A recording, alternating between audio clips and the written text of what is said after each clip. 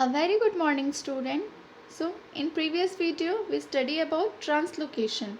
In this video our topic is difference between transpiration and translocation. Okay, but first of all I revise transpiration and translocation, then we see differences. Okay, so let's start. So student, मैंने सबसे पहले आपको transpiration के बारे में बताया था. Transpiration में मैंने क्या बताया था कि ट्रांसलोकेशन के बारे में मैंने सबसे पहले बताया था. तो ट्रांसलोकेशन मैंने क्या बताया था कि आप जानते हो कि प्लांट्स में कुछ वस्कुलर टिश्यूज़ होते हैं जिनके थ्रू फूड और वाटर का ट्रांसपोर्ट होता है प्लांट्स के बॉडी के अदर पार्ट्स में, क्योंकि वाटर जो है वो कौन एब्जॉर्ब करता है? सॉइल से रूट करता है ना. तो रूट से उसको अदर पार्ट्स में भी जाना है वाटर और मिनरल्स को. उसके अलावा फूड कौन प्रिपेयर करता है? लीव्स करते हैं. तो लीव्स ही तो बस फूड नहीं लेंगे, बॉडी प्लांट्स के अदर पार्ट्स लाइक स्टेम है, रूट है, ब्रांचेस, उनको भी तो चाहिए फूड, है ना. तो ये सब चीज़ें ट्रांसपोर्ट होती हैं. तो ये जो ट्रांसपोर्ट मतलब फूड और वाटर का जो ट्रांसपोर्ट है, इसी को हम क्या कहते हैं?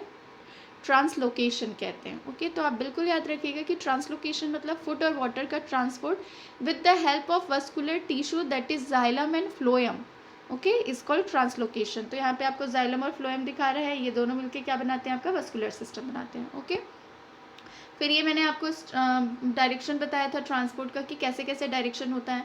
तो वाटर का जो फ्लो मतलब वाटर का जो ट्रांसपोर्ट हो रहा है जाइलम के थ्रू, वो एक ही डायरेक्शन में होता है. That's why we called it unidirectional flow of water and minerals. ठीक है, रूट ने एब्जॉर्ब किया वाटर मिनरल्स को, किसके थ्रू एब्जॉर्ब किया उसने? जाइलम के थ्रू. जाइलम के थ्रू कहाँ जाएगा? स्टेम में, ब्रांचेस में, लीव्स में. ठीक है, वैसे ही फूड का जो ट्रांसपोर्ट होता है वो मल्टी डायरेक्शनल होता है. क्यों? क्योंकि फूड कहाँ प्रिपेयर हो रहा है? आपके लीव्स में हो रहा है. ठीक है, तो लीव्स से फ्लोएम के थ्रू फूड जो है वो स्टेम में जाएगा, ब्रांचेस में जाएगा, रूट में जाएगा. ओके, तो ये था डायरेक्शन आपका. फिर ट्रांसलोकेशन मैंने बता ही दिया कि ट्रांसलोकेशन क्या होता है.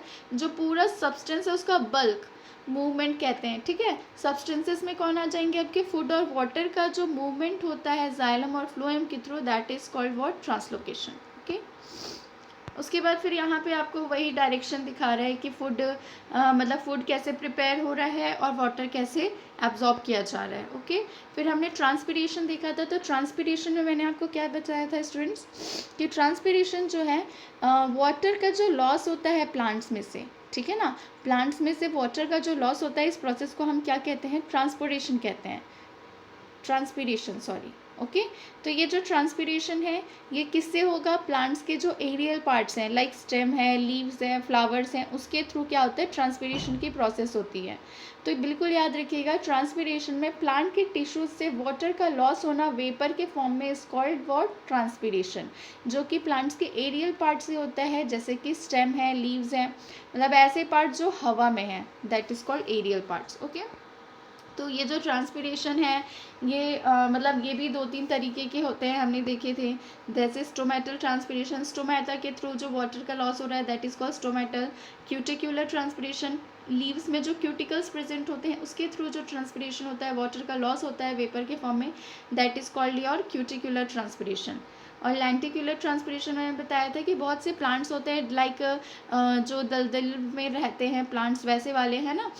तो वैसे एरिया वाले जो प्लांट्स होते हैं उनमें लेंटी सेल्स निकले होते हैं. ठीक है, या फिर उसको हम लेंटिकल भी कहते हैं.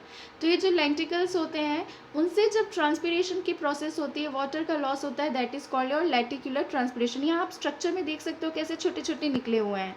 ठीक है, तो ये एक ट्री होगा बड़ा सा, उसके साइड में ऐसे छोटे छोटे लेंटिकल्स निकले रहते हैं. ठीक है, that is called your lenticular transpiration.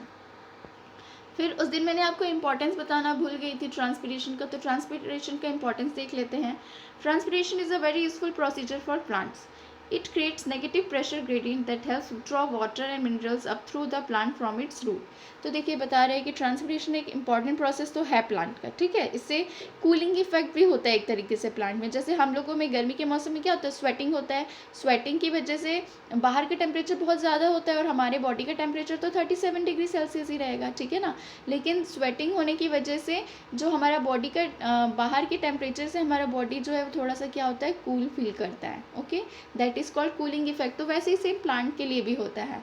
Plants भी ट्रांसपीरेशन की प्रोसेस करके थोड़ा कूलिंग इफेक्ट फील करते हैं. ओके, बट यहाँ पे क्या बता रहा है कि ट्रांसपिरेशन की वजह से नेगेटिव प्रेशर ग्रेडियंट बनता है, जिसकी वजह से जो रूट है, प्लांट्स में जो रूट होते हैं वो क्या करते हैं, वाटर को एब्जॉर्ब करने का ट्राई करते हैं। ट्राई क्या करते हैं, उन्हीं लोग वाटर एब्जॉर्ब करते हैं। ठीक है, मतलब अब नेगेटिव प्रेशर ग्रेडियंट बन रहा है, मतलब क्या हो रहा है, एक तो प्लांट में से वाटर लॉस हो रहा है, तो प्लांट में से वाटर, अब आप लोग ही हो, गर्मी के मौसम में क्या होता है, हम लोग का बहुत बार बार प्यास लगती है, पानी की कमी होने लगती है, तो हम क्या करते हैं, पानी पीते हैं।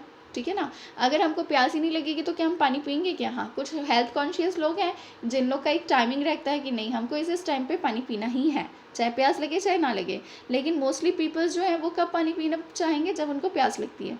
तो सेम वैसे ही प्लांट के साथ है, उनमें नेगेटिव प्रेशर ग्रेडियंट बनता है, इसलिए रूट को फील होता है नहीं मेरे को वाटर को एब्जॉर्ब करना है रूट से, तो वो एब्जॉर्ब करता है। ठीक है, helps to keep the plant cool on hot weather, a method of evaporating cooling.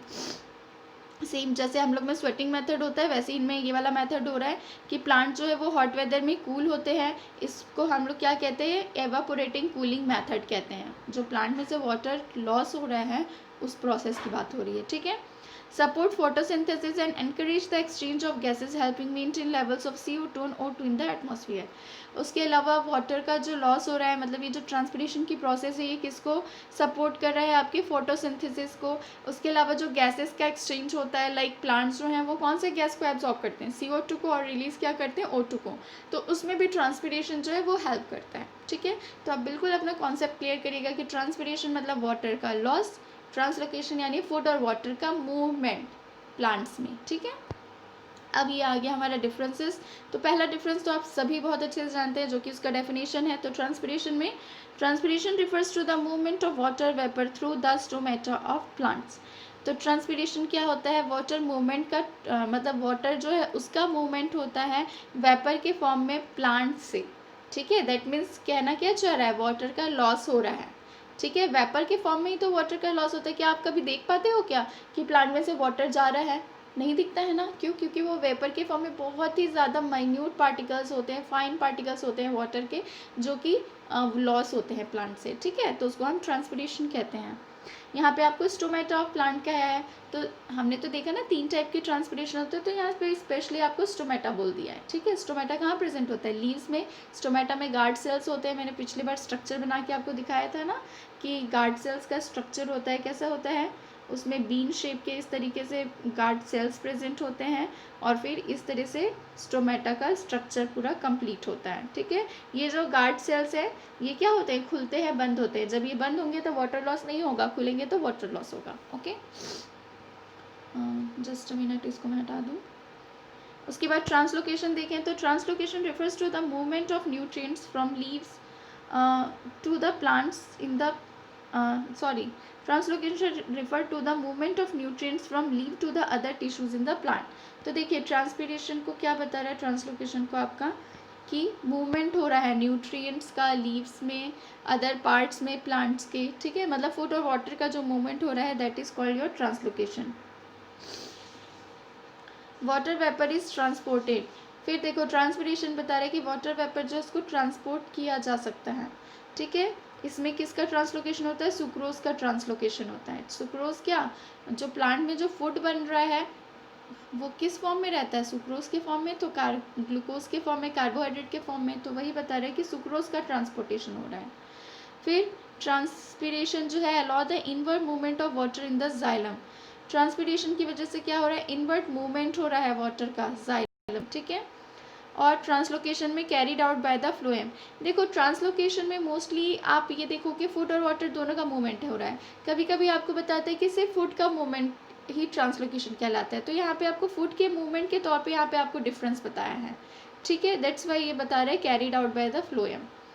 Always occurs against the gravity. Transpiration जो है ग्रेविटी के अगेंस्ट होता है, क्यों? क्योंकि वाटर का लॉस हो रहा है, ऊपर की तरफ जा रहा है वाटर। ठीक है, और ट्रांसलोकेशन जो है वो डायरेक्शन के थ्रू होता है। ठीक है ना, आप देख रहे हो फूड का ट्रांसफ़र जो है वो मल्टी डायरेक्शनल होता है, वाटर का यूनी डायरेक्शनल होता है। ट्रांसपिरेशन मोस्टली डे टाइम में होता है, ट्रांसलोकेशन जो है नाइट में होता है। क्यों? क्योंकि डे टाइम में तो प्लांट्स जो हैं वो अपना फूड प्रिपेयर करते हैं, ठीक है, तो जब खाना बनाएंगे तभी ना खाना सर्व करेंगे, ठीक है, तो इसलिए वो लोग नाइट में अपना फूड जो है वो ट्रांसपोर्ट करने का काम करते हैं, मतलब ट्रांसलोकेशन करते हैं।